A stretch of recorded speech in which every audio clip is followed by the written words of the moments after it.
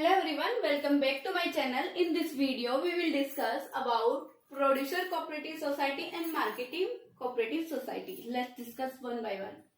Producer cooperative society. अब देखो बेटा, ये जो प्रोड्यूसर कोऑपरेटिव सोसाइटी है ये सेटअप क्यों की जाती है? What is the main motive to set up producer cooperative society? अब देखो, प्रोड्यूसर जो कोऑपरेटिव सोसाइटी है वो सेटअप करी जाती है क्यों?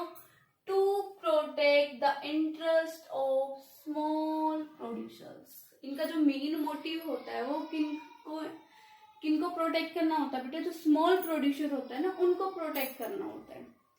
ठीक है। It supply raw material. ये क्या क्या सप्लाई करते हैं? रॉ मटेरियल सप्लाई करेंगे, equipments and other inputs to the members. इनका जो मेन मोटिव होता है वो क्या होता है बेटा? देखो, जो बड़े प्रोड्यूसर्स होते हैं तो उनको तो जरूरत होती नहीं है कोऑपरेटिव सोसाइटी की, क्योंकि उनके पास इतना फंड होता है, सफिशिएंट फंड होता है कि वो अपने फंड से रॉ मटेरियल भी इजीली परचेज कर सकते हैं, इक्विपमेंट भी परचेज कर लेते हैं। अगर उनको हाई रेट में मिल रहा है तो जो बिग प्रोड्यूसर है वो इजीली उसको मैनेज कर सकते हैं। लेकिन जो स्मॉल प्रोड्यूसर होते हैं, इनका मेन मोटिव जो ये होता है, जो स्मॉल प्रोड्यूसर है उनको बढ़ावा देना, कि ताकि वो ज्यादा से ज्यादा मोटिवेट होकर प्रोडक्शन कर सके। तो ये जो कोऑपरेटिव सोसाइटी है, प्रोड्यूसर कोऑपरेटिव सोसाइटी, ये स्मॉल प्रोड्यूसर को रॉ मटेरियल और जो नई जो टेक्निक्स है उनके इक्विपमेंट प्रोवाइड करवाती है at low level, at low prices. ठीक है।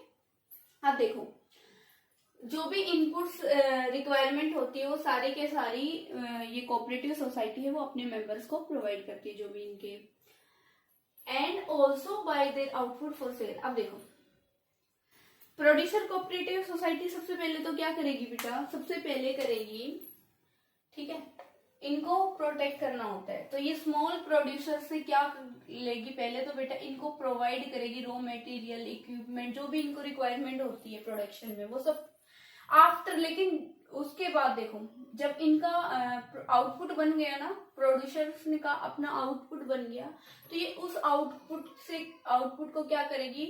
उन प्रोड्यूसर से बाय करेगी एंड देन फिर उनको सेल आउट करेगी। ठीक है, समझ में आया बेटा? यहाँ तक होगी। अब नेक्स्ट है हमारा मार्केटिंग कोऑपरेटिव सोसाइटी। और जो मार्केटिंग कोऑपरेटिव सोसाइटी है वो हेल्प करती है, ये भी किसके लिए सेटअप करी गई है? स्मॉल प्रोड्यूसर के लिए। क्योंकि बेटा जो बिग प्रोड्यूसर होते हैं उनके पास सफिशिएंट फंड होता है, तो वो बड़ी बड़ी कंपनी से अपना जो प्रोडक्ट होता है उसको एडवर्टाइज करवा सकती हैं। लेकिन जो स्मॉल प्रोड्यूसर होते हैं उनके पास इतना सफिशिएंट फंड नहीं होता, तो ये कहीं ना कहीं जो स्मॉल प्रोड्यूसर है उनको प्रोटेक्ट करती है और ये इनके लिए मार्केटिंग जो फंक्शंस होती हैं वो करती हैं। अब देखो, मार्केटिंग फंक्शन में क्या क्या करेंगी cooperative society for small producers के लिए?